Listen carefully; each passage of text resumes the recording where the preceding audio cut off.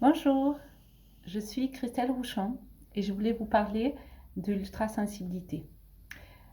L'ultrasensibilité ou le mot hypersensible est rentré dans ma vie en février 2021 à la perte de mon fils Dimitri. On a perdu notre fils il y a presque 3 ans. Il a mis fin à sa vie et bien sûr, ça a été un choc pour nous puisqu'on n'a pas vu Dimitri tomber en dépression et on a rien vu. Et suite à son décès, on a réuni ses amis pour essayer de comprendre et de chercher pourquoi il avait fait ça, pourquoi il avait fait ce geste-là. Et ce qui est venu de suite par rapport à ses amis, c'est que Dimitri prenait tout à cœur.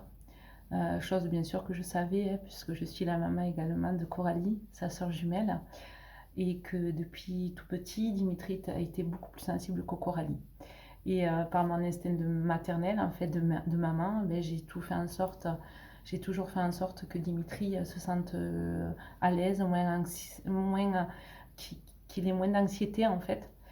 C'est vrai qu'il a été beaucoup plus, il avait un peu plus on va dire, il n'avait pas de confiance en lui par rapport à sa sœur.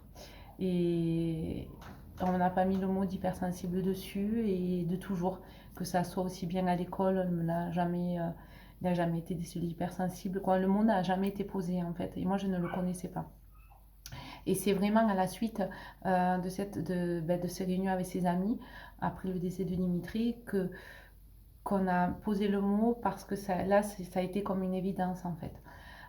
Tout le monde les mots qui revenaient sans cesse pour Dimitri, c'était qu'il prenait tout à cœur, que tout le touchait, qu'il se souciait beaucoup de ses amis, qu'il ne trouvait pas sa place et qu'il avait beaucoup d'angoisse en fait et pas du tout de confiance en lui.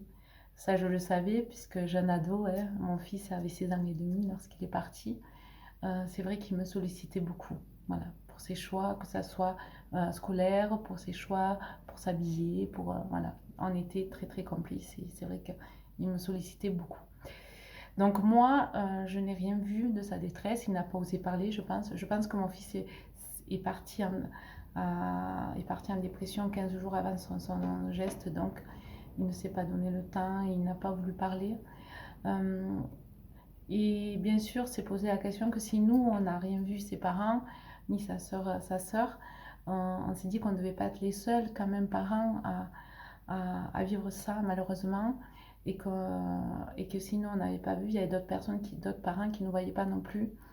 Donc on a voulu créer cette association au cœur de notre sensibilité pour aider et pour faire connaître la sensibilité, l'ultrasensibilité, l'hypersensibilité, surtout auprès des jeunes, puisque bon, bien sûr c'est la cause qui me touche le plus, mais auprès de la plupart pour toute personne en fait. Voilà. Et avec cette association, si on peut aider, si on peut euh, ne serait-ce euh, semer des graines ou que quelqu'un se reconnaisse dans ce qu'on décrit de l'hypersensibilité, de la haute sensibilité ou de l'ultrasensibilité et qui se sente entendu, écouté et qu'il ose dire moi j'ai besoin d'un coup de main, ben voilà, pour nous c'est gagné. Et je voulais vraiment dire à ces personnes-là que vous n'êtes pas seuls et que grâce que ça soit l'Observatoire de la sensibilité, toutes les personnes qui œuvrent pour cette cause qui m'est chère, ben, on a la chance d'être bien entouré, d'être bien aidé.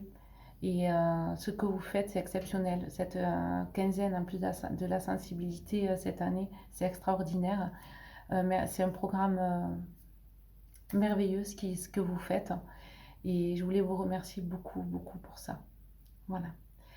Euh, on sait que l'hypersensibilité pouvait être aussi héréditaire et bien sûr, du coup, on, par le décès de mon enfant et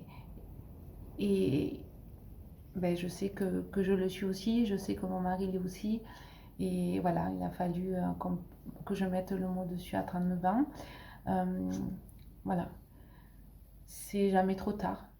Vaut mieux que ça soit tard que pas du tout en fait, et qu'on peut toujours trouver des solutions et être entendu et être aidé. Donc voilà, parler, demander de l'aide et n'hésitez pas même à contacter l'association si vous avez besoin. C'est au cœur de notre sensibilité et on est là pour vous aider. Et je vous remercie infiniment. Merci pour tout ce que vous faites et belle quinzaine de la sensibilité à vous tous. Merci beaucoup.